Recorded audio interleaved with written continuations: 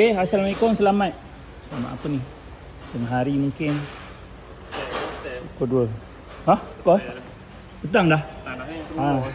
Selamat petang. Hari ni kita ada Honda Jazz tau. Mari dari Johor. Dia datang dari Johor kan tadi kan? Okey, ini custom agak rare sikit. Owner sebelum ni dia dah pakai yang ni. Okey, dia dah pakai yang ni. Lepas tu dia pasang apa ni? Spacer 5mm.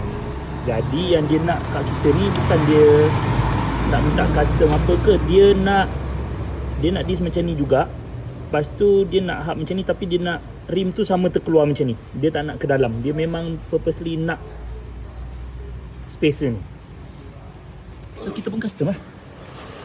So jadilah dia macam ni. Okay. Jadi dia macam ni. So bila pasang, dia punya spek dia akan sama juga, terkeluar juga. Rimnya dia memang nak keluar supaya tayar dia duduk dengan fender. Keluar kat sini. Yeah. So yang ni sekarang dia dah tukar, dia tak payah pakai yang spacer apa semua, dah terus custom fit kat sini. Jadi itulah sahaja.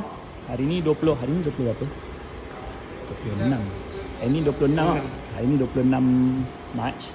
Kita tengah bersih-bersih kat workshop juga. Kita ada open house hari Sabtu ni.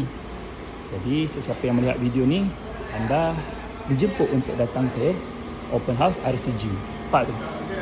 Hari ni dah tak jadi foreman, hari ni dia jadi apa? Wiring man, basuh man, semua. So, jadi itulah dia. Jangan lupa datang ya.